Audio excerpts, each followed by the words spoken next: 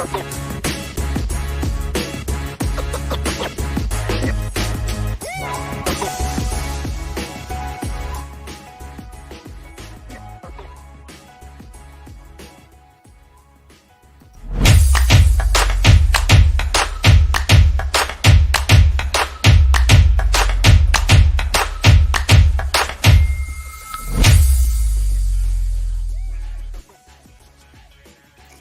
and welcome to PFF Wire. I am Doug Kyed, joined as always by Brad Spielberger. Brad, how are we doing today?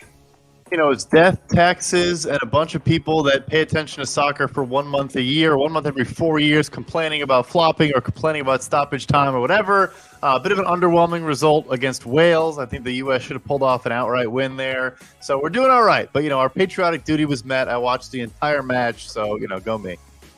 Yeah, I would say that I watched most of the match. I made sure to tweet out USA, USA, USA when they scored. But that was about it for my involvement in the World Cup. But I'll certainly be getting into it this year as long as the United States is good. I don't have a major rooting interest in England or any other countries that I am, I don't know, from or whatever, my nationalities. But let's talk about NFL football, American football. And let's start off the conversation with Zach Wilson and his struggles and the fact that yesterday, after having one of the worst graded performances of the season at quarterback, Zach Wilson was asked if he felt like he and the offense let the defense down. And he said, no, which was kind of a surprise. But I feel like those are kind of the answers that Zach Wilson gives the media. I don't know for certain what he's telling, other players behind the scenes or anything like that. It seems like the locker room is not, according to some reports, overly pleased with Zach Wilson, but he doesn't seem to have an overly great relationship with the media. So that was my first take on that answer, was that he could be helping himself a little bit more with these answers, because this is what gets spit out to the public. Maybe it's not what gets spit out to his teammates and his coaches, but this affects the way that the public thinks about him.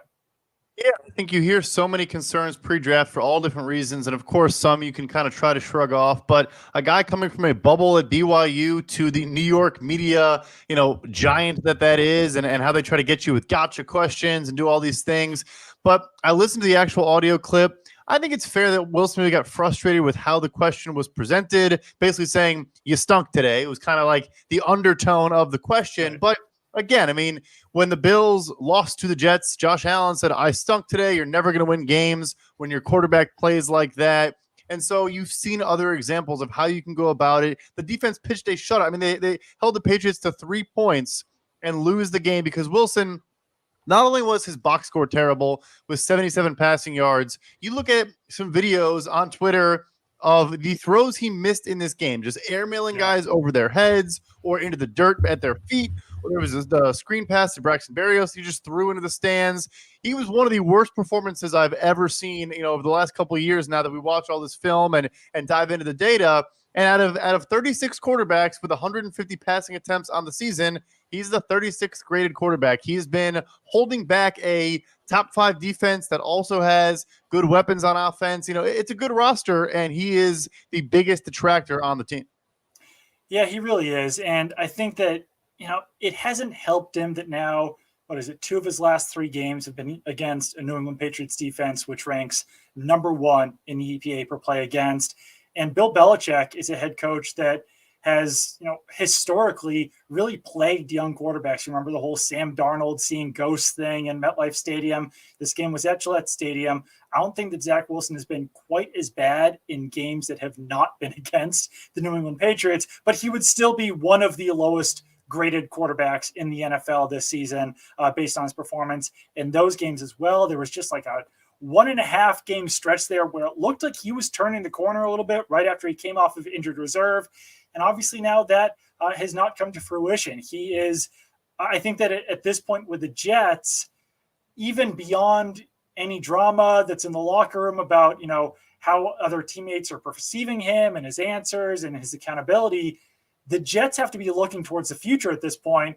And yeah, there's still a possibility that Zach Wilson could be their quarterback of the future. And I think that they should possibly even plan for that. But I think that they need to have better insurance behind him than Joe Flacco, Mike White, Chris Streveler, because, Joe Flacco played okay the first couple of weeks of the season, but he's been the third quarterback in the depth chart now. Mike White has actually been backing up Zach Wilson.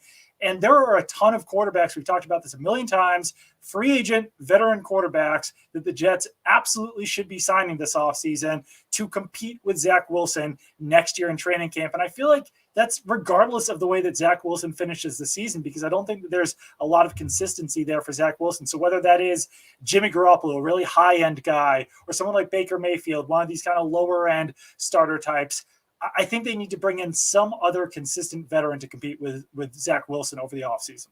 I think you need to explore every option. I know we're now witnessing this season, Russell Wilson, obviously the big one, but the season of these big trades not going well. But I even think of a guy like Aaron Rodgers. It's like, hypothetically, he wants to leave the Green Bay Packers. He obviously has the connection to LaFleur.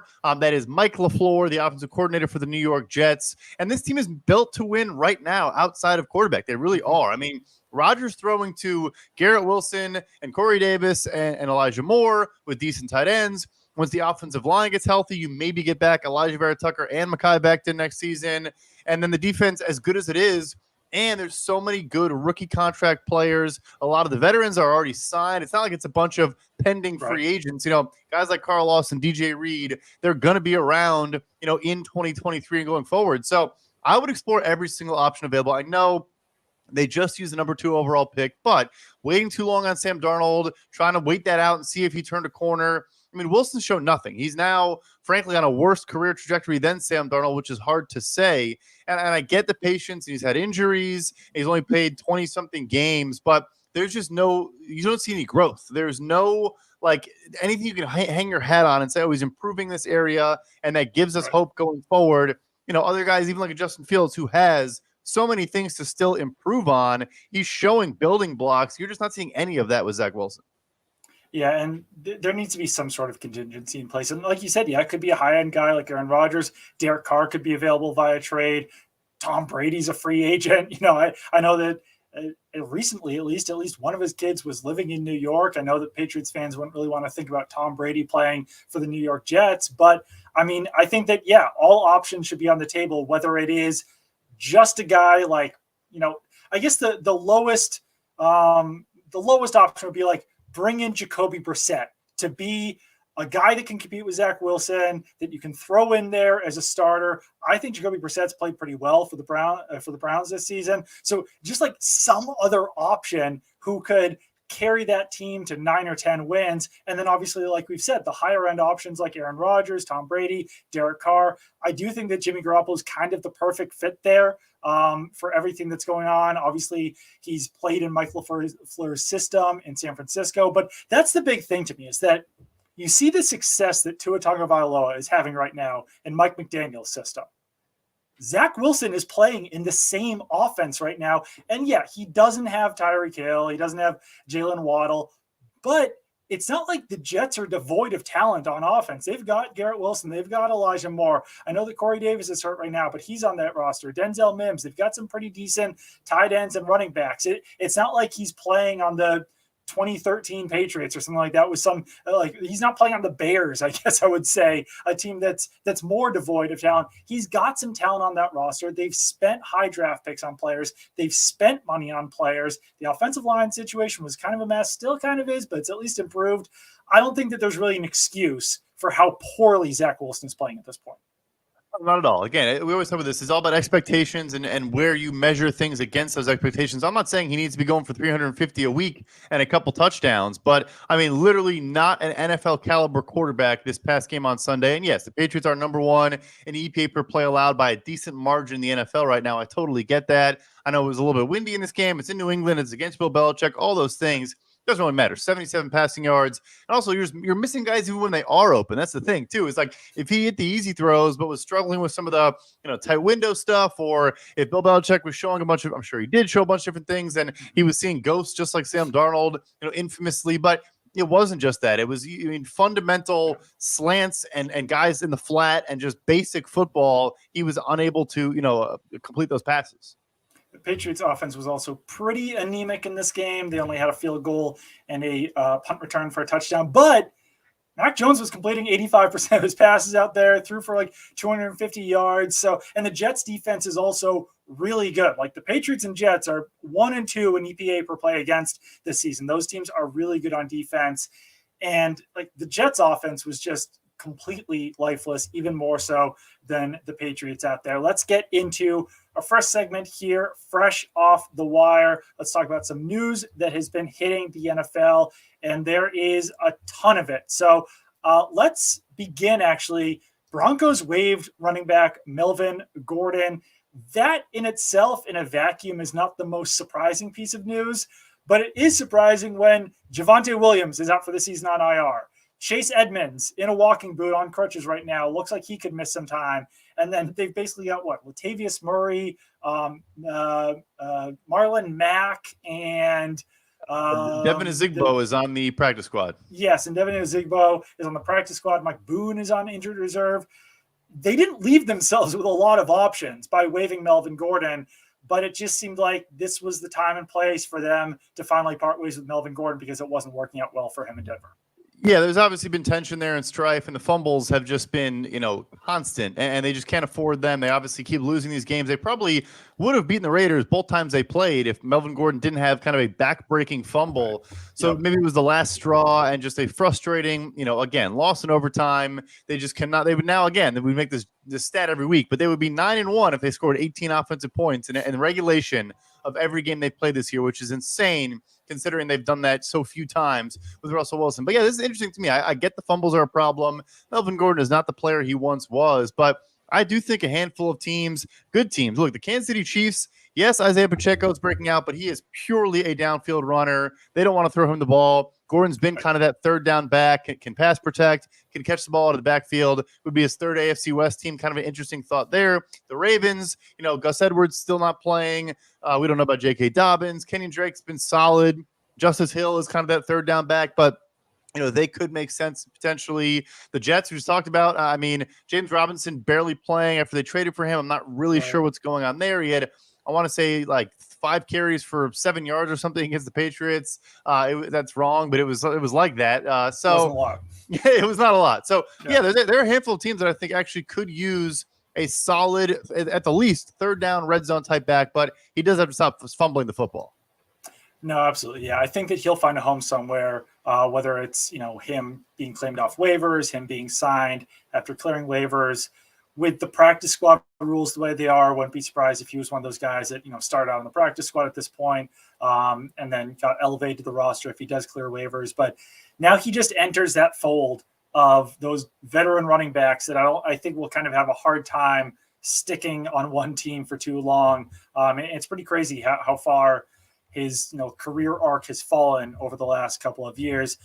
All right, let's get into some guys who will begin practicing soon. Detroit Lions have opened Jameson Williams' practice window. That means that they are designated him to return from the PUP list, opens up the 21-day window for him to be activated. That's pretty big for a Lions offense that has shown a lot of life this season. Jared Goff did not play well this weekend, but the Lions still were able to beat the New York Giants. And yeah, maybe the Lions can make a little bit of a push here moving forward with Jameson Williams back in the offense. And a lot of rookie wide receivers have played well this season. Jameson Williams, obviously one of the most highly regarded in this year's draft.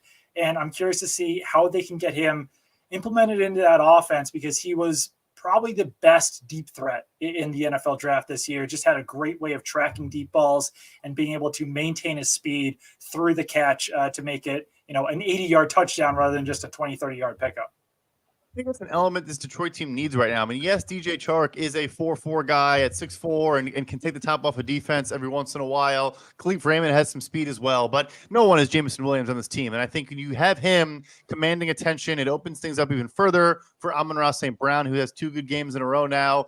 And also, not that you should, every player is different, but every single first-round receiver in this class, now Treylon Burks comes back, has 111 receiving yards his first game back. Jahan Dotson's made some key catches since returning from injured reserve as well, or just being out for a while. Like, all these guys look like hits so far, and the Lions traded from 32 up to 12 to go get Jameson Williams. So they're obviously very high on him. I think they've been very patient with his recovery. And I think, look, the Lions are top 15 in the NFL in EPA per play on offense for the season, top 10 since week 6. They're playing good football on offense. The defense actually playing some better ball going into a big Thursday matchup with Buffalo. But yeah, I mean, he coming in could make them a legitimately top 10 offense the rest of the way. I don't know if they're going to make the playoffs, but I think the rest of their schedule is not too difficult. They have the Bears again. They have a couple other easy games remaining after Buffalo on Thursday, that is. They could somehow get back to 500 after their, 1-5 start or whatever it was. The Cincinnati Bengals seemingly have not missed Jamar Chase a whole lot. T. Higgins has taken over the mantle as the Bengals' number 1 wide receiver, but it seems like the Bengals should be able to get Jamar Chase back in their offense soon as well. Yeah, they've been, T. Higgins and Tyler Boyd have done great. Tyler Boyd leads the NFL with 505 receiving yards out of the slot. Hasn't dropped a pass in the regular season the last 2 seasons. It's over 142 targets over the middle with 0 drops. So, leads all slot receivers in receiving yards out of the slot specifically. They've been able to overcome it, but I do think with some big games ahead, you want to get Jamar Chase back in the fold, of course, to continue to open up that offense because, look, their defense is bad. It's a problem now. The Pittsburgh Steelers on the ground and through the air kind of did whatever they wanted. I mean, Kenny Pickett looked pretty good, had a couple nice downfield throws to George Pickens. George Pickens was open with 5 yards of separation on like every drop back, it seemed, when I was watching the game. So with their lack of talent in the secondary, they're going to have to win some shootouts down the stretch. And I think that obviously, Jamar Chase goes a long way in helping that. We'll get into this a little bit later, but Kyler Murray reportedly will not play tonight. I called it on Cliff Kingsbury saying that Kyler Murray was a game time decision. What was that, 2 weeks ago now initially? Now we're 2 weeks later, still calling him a game time decision, not going to play. Never trust Cliff Kingsbury when he says that a player is going to be a game time decision, because all that really means is that at some point in the future, that player is going to be a game time decision, because there's no way 2 weeks ago that Kyler Murray was a game time decision when he's still not ready to play this week. DeAndre Hopkins likely will play in that game. And then Kyler Murray also could miss next week as well. Yeah, I was waiting for the last part. So not only is he not going to play tonight, he might not play again in Week 12. So your Cliff Kingsbury, snooping was spot on. It now leads me to believe also Marquise Brown officially not playing tonight in Mexico. Right. I doubt he plays Week 12 either, given the our your Cliff Kingsbury snooping. So interesting thing here is, look, Kyler Murray is obviously better than Colt McCoy. I'm not breaking any news there, but his 14 turnover-worthy plays is top 5 in the NFL this year. Colt McCoy had 0 against a good Los Angeles Rams defense. He just fed DeAndre Hopkins and Rondale Moore. Hopkins had 11 targets. Moore had 9. He just kept it simple. This offensive line for the Cardinals is banged up and just not a good unit to begin with, especially along the interior. So he's probably going to be running for his life tonight. He had a knee injury this week as well. He's not on the injury report, but he was limited in practice. That spread is now Cardinals plus 10 in Mexico City. Might not be enough, even with a full 10 points. But the one upside, I think, is McCoy is he's been around this long for a reason. He's won a bunch of games for the Giants and for the Cardinals for a reason. He's going to protect the football, be a quote unquote game manager, and maybe that helps against the Niners defense. Yeah, it certainly could. We'll talk about this a little bit later when we talk about the game. But I do think, as I mentioned in last week's show, that it should help that the 49ers spent a week in Colorado Springs, and the Cardinals did not. Bears quarterback Justin Fields getting tests on his injured left shoulder. Matt Eberflus said that he is day-to-day, but also wouldn't rule out the possibility that's a season-ending injury.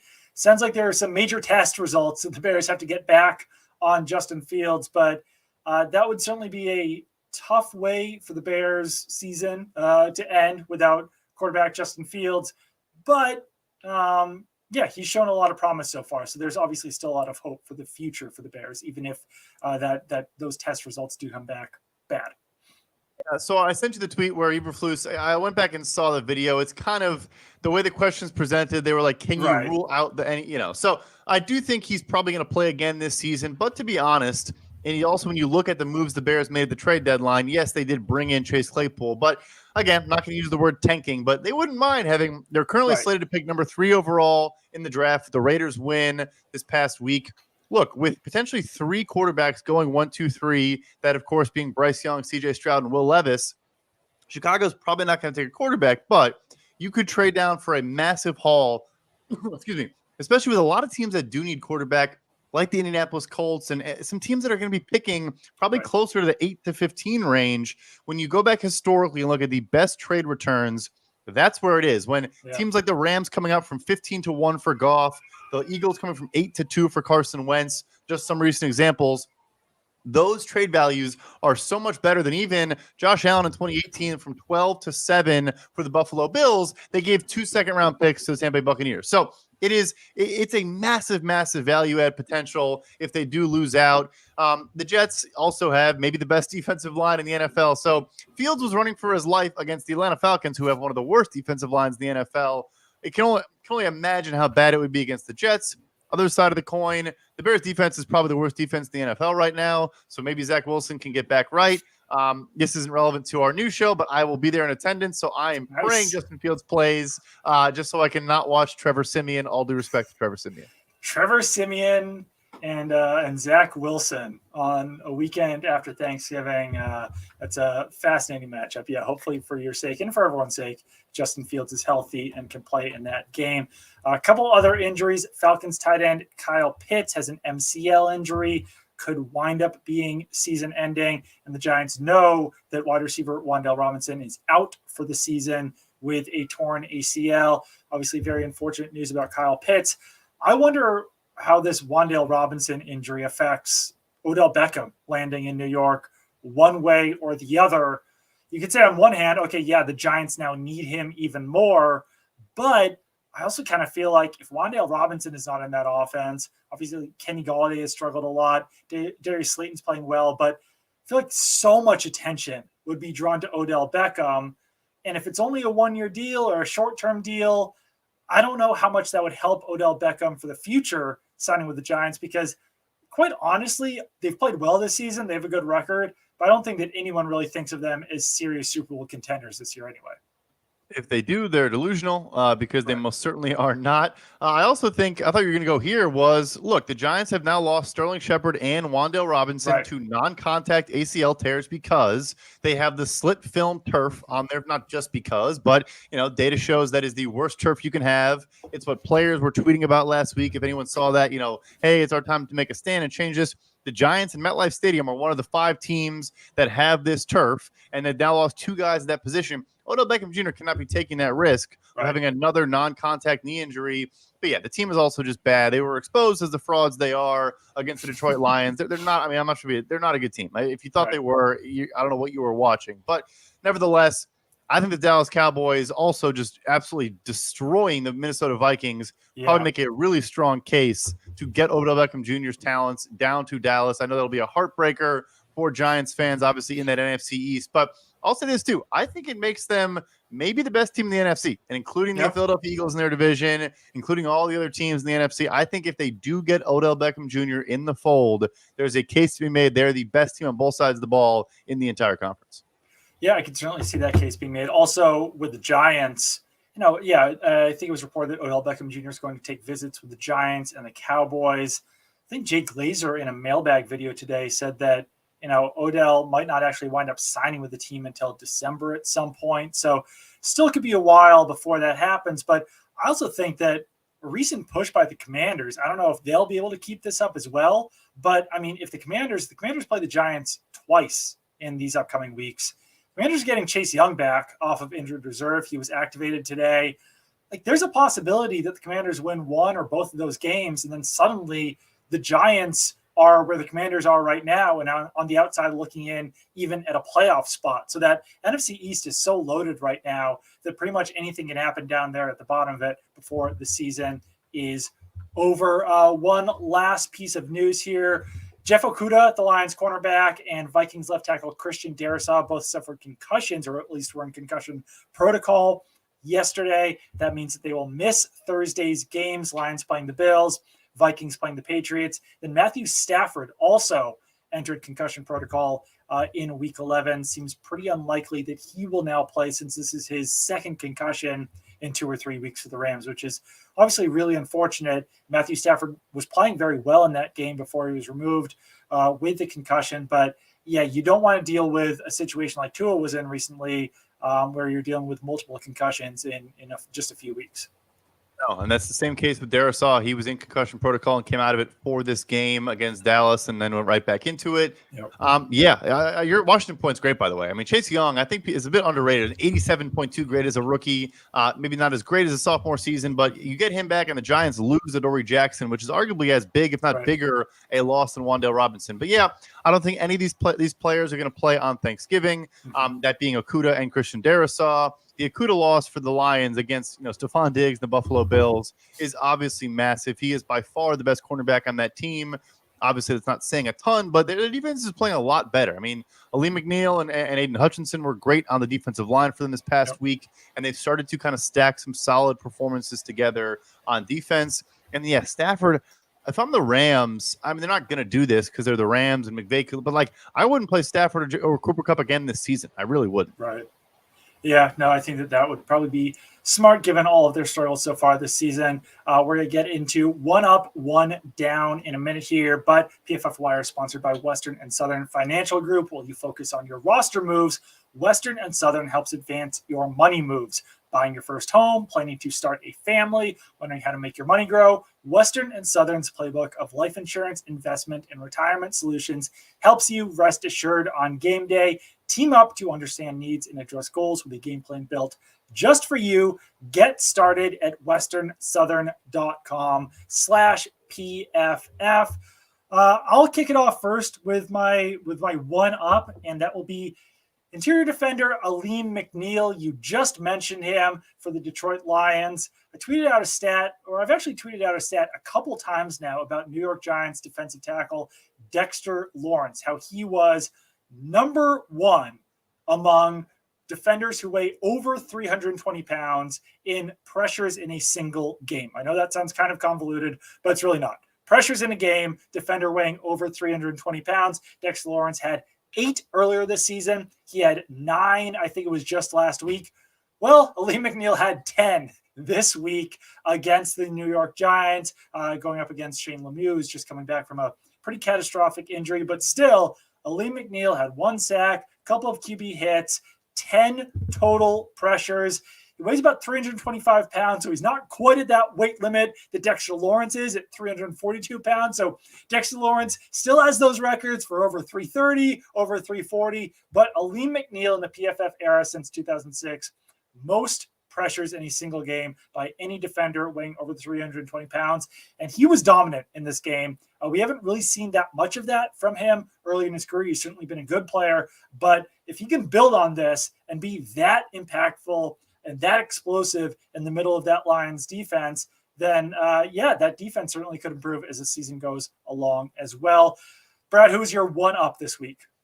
So my one-up was a guy we saw in primetime last night, and that is Los Angeles Chargers wide receiver Josh Palmer. Obviously, they had a depressing loss at the end of the game there, but I thought our fearless leader, Chris Collinsworth, made a great point in this game. He was talking about how when you have injuries, not only are you getting guys experience just playing and being more of a focal point in the offense, but Josh Palmer was basically serving as the number 1 wide receiver for the Chargers for the last couple games with Mike Williams out. Of course, Keenan Allen hasn't played in forever.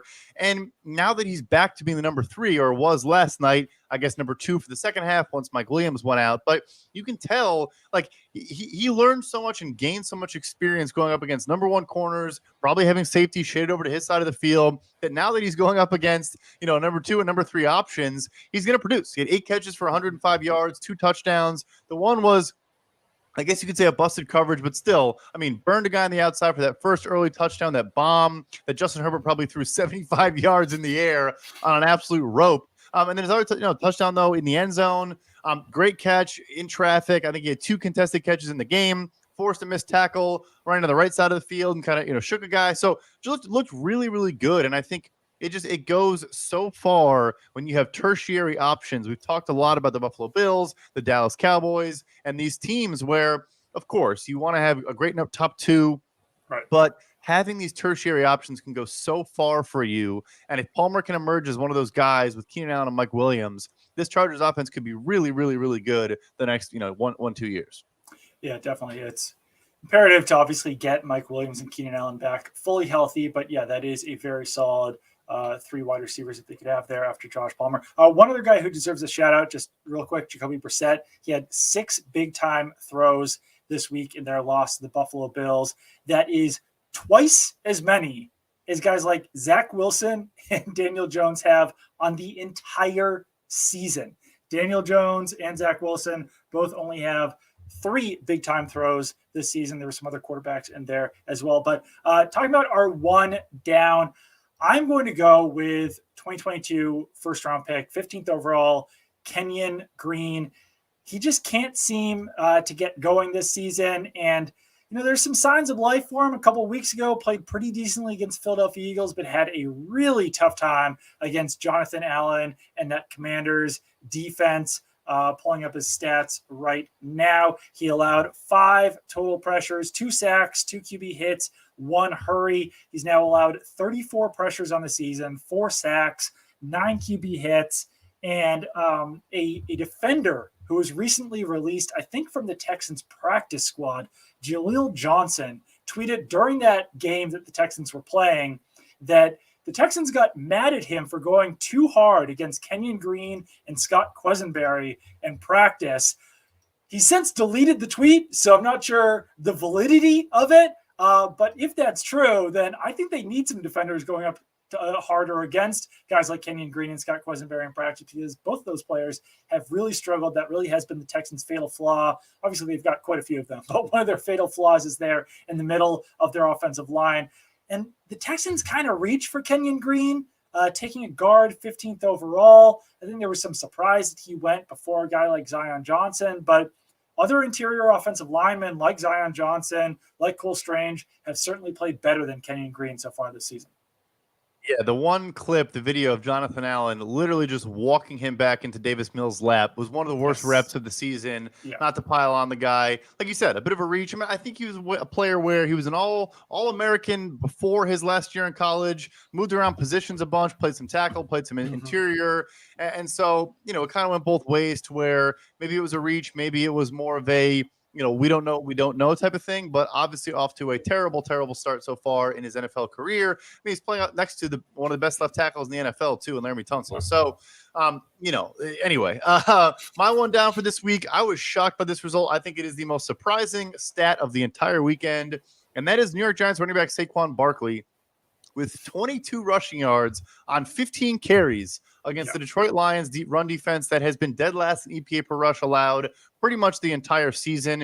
I actually think they're no longer last because of this game, but just super surprised by that. He also had a drop in this game, and it looks like he had a lot of pressure when he was in pass protection as well. So just shocking because his prop committee of the game was over under 93.5 rushing yards, I want to say, which is as high as it gets. Like, I know he's leading the NFL in rushing yards, or he was for a stretch of this season, but that's still a sky-high prop, and it's because of how bad the Lions' defensive line and defense is, and he couldn't do anything all day. So that was just we already piled on Zach Wilson enough, so I figured I'd pivot over to the other New York team. Just a surprising result.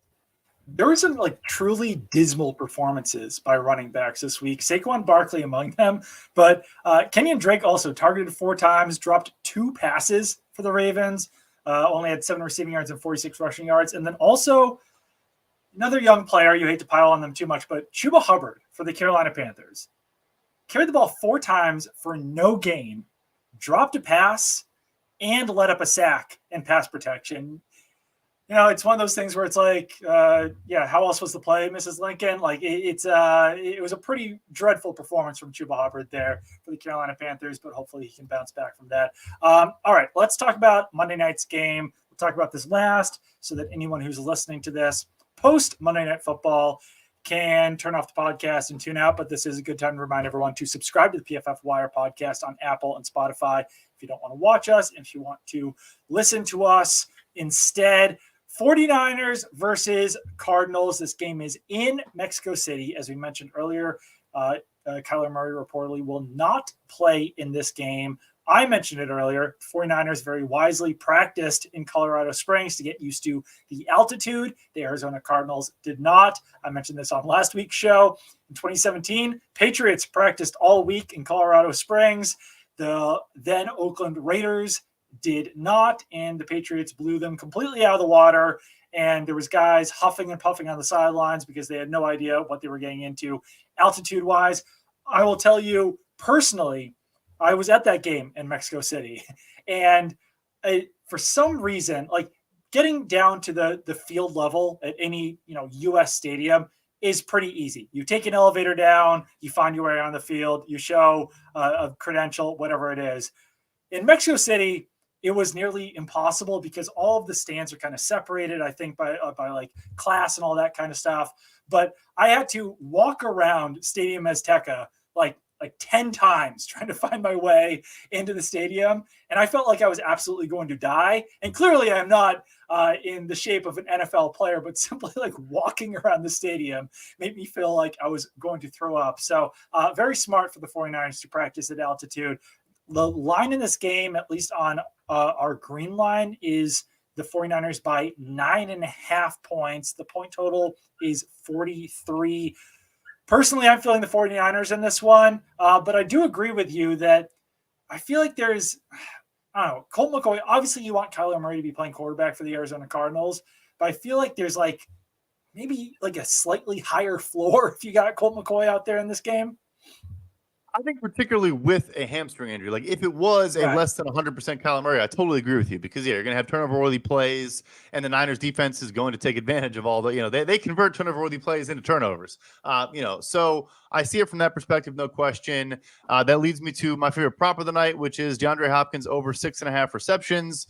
I think Colt McCoy is going to feed him like you've never seen. The loss of Zach Ertz is underrated as well for the Cardinals. Yep. Yes, they have rookie tight end Trey McBride and a couple other options. We talked about Max Williams and some others. If they maybe Max Williams. Yeah. So, but I still just think he's going to. And I know Hopkins was not 100% coming into this game, but is good to go tonight according to multiple reports. Should be, and I think we'll just be fed the entire afternoon. The Niners don't really have a top number one outside corner. Trevarius Ward is, but hasn't been 100% healthy. And I think with DeAndre Hopkins, it doesn't really matter. I mean, Ward's a good player, but DeAndre Hopkins is DeAndre Hopkins. So that is my favorite bet of the night because they're also probably going to be down the entire game and trailing. So game script is going to lead to a ton of passes, most of which I think are going in DeAndre Hopkins' direction.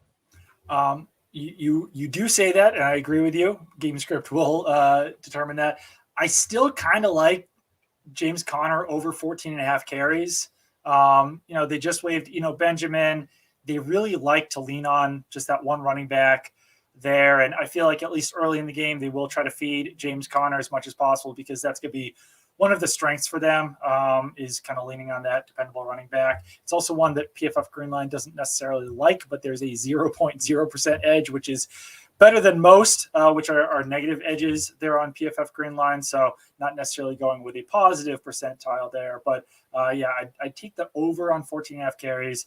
But overall, I think I like the 49ers in this game, favored by 9.5 points.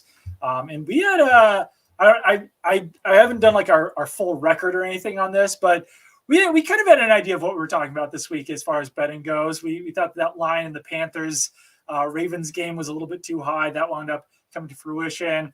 We liked the Patriots against the Jets. That wound up working out pretty well for us. So some of the games that we felt most strongly about, I feel like we hit on this week at least. Oh, we've actually done pretty well. I haven't truly tracked it and written it all down, but specifically the props when we talk about primetime matchups, we're definitely above 500 on the season.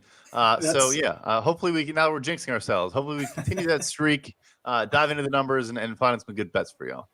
Yeah, I'm not sure if I feel quite as strongly about this game as I did about those games I previously mentioned, but that's also easy for me to say since both of those did hit. So that I think will do it for today's PFF Wire podcast. Unless Brad, you had anything else to add to this? Kind of random, but I want to quickly answer the question from Julian Altabelli in the chat, and this is kind of an aside. But yes, I mentioned Aaron Rodgers going to the Jets. And he says, "How can you pull that off?" The Packers would have $90 million in dead money.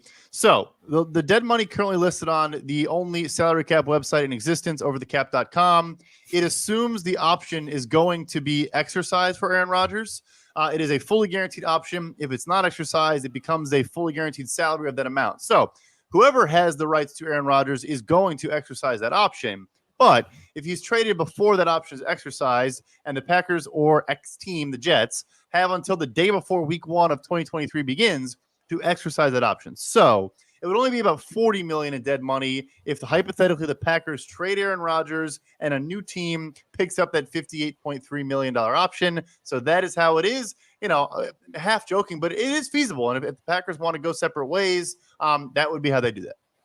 A couple other things in here. I thought this one was funny from Just Robert. Sam Darnold wasn't great, but comparing him to Zach Wilson is not right. One of my buddies who works for the Boston Herald, Andrew Callahan, compared Zach Wilson to Rex Grossman before this game and even tweeted something about it during the game. I didn't actually reply to his tweet, but I wanted to say, there have been a lot of mean things said about Rex Grossman, but comparing him to Zach Wilson might be among the meanest. Rex Grossman went to a Super Bowl. I know it wasn't great, but then there was one more in here.